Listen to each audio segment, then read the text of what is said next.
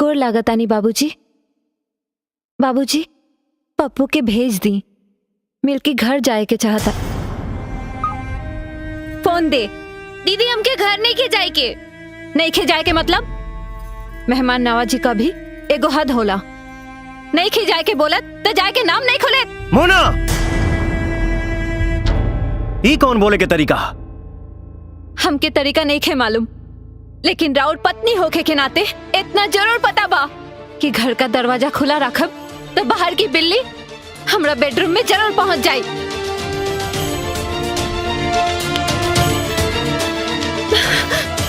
जाए दी ओकरा के।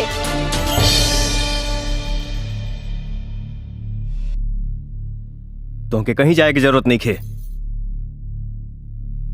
मोना की तरफ से हम तुमसे माफी मांगता नहीं। तो हर बहन कोनो बहन का शिकार हो गई बिया।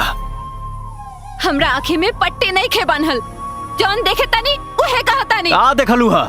हम कोनो काशीबाई नहीं खी कि मस्तानी के पेट में राउर बच्चा रही और हम देखत रह जाए।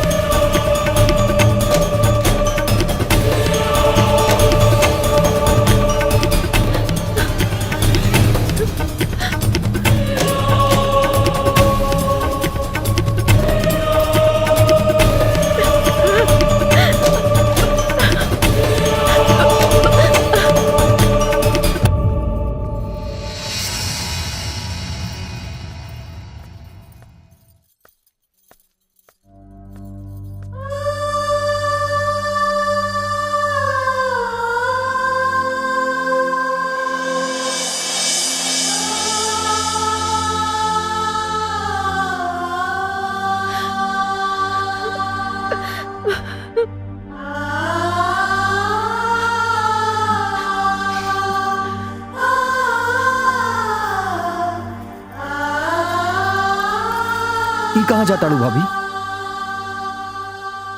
अब हमारे घर में कौन काम बा? तहार गईलू हिम्मत जे अपना पति के केहू और के अमानत बने खातिर छोड़ के जा रहल बाड़ू। तो हम का करी? एगो सावित्री रहली जे अपन पति के प्राण यमराज से छीन के वापस ले आईली।